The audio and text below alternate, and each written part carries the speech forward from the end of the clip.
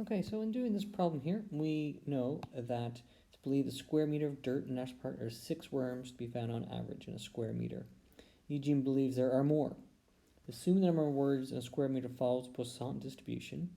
To test the hypothesis, Eugene checks 10 randomly drawn square meters and discovers there are 71 worms.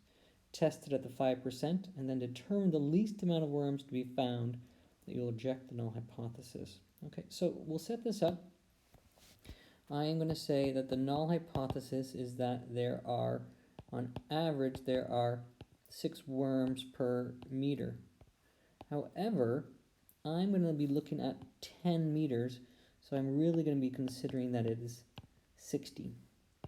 Whereas the null hypothesis, or the alternative hypothesis, is going to be that it is more than 60 worms. And so I'm going to say that x belongs to a Poisson distribution with a mean of 60. And so I recognize it's a Poisson, and so I have all these little tiny bars of area, of probability, and I want to recognize that there's 71.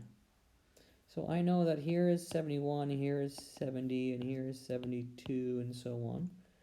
I'm trying to find, since it is larger than 60, this area here, all those probabilities. So, and that is going to be my p-value.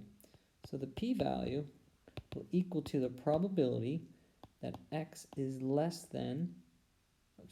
greater than or equal to 71.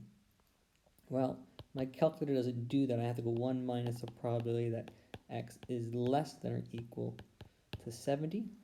And so in my calculator 1, I'll do a Poisson CDF, and I know I'm going to go from, I'll do 60, 70, and then when I do that probability, I check my notes and I get 0.0902, and so therefore I will fail to reject as the p-value is greater than alpha. Okay, make sure we finish this off in context.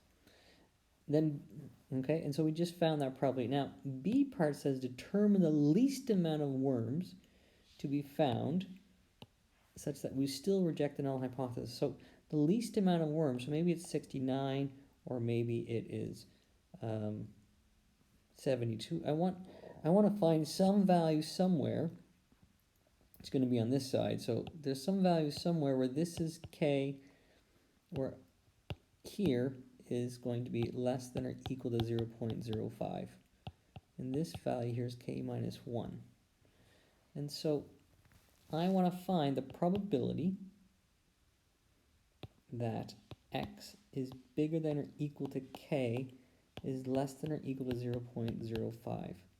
And in doing the Poisson and the binomial, it is really important that you take time to think first what you are calculating before you grab your calculator. Too many students just go right to their calculator and they just randomly start pressing buttons.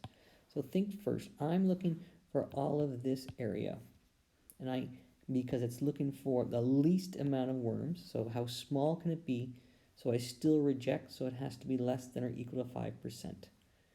Knowing my calculator does not do this well, I have to go 1 minus the probability of x being less than or equal to k minus 1. It's this 1 minus all of that has to be less than or equal to 0.05.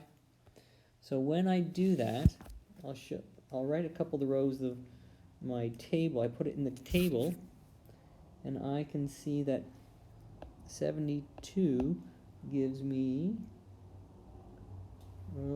bad lighting, 0.058. 73 gives me 0.0442, and 74 gives me 0.034.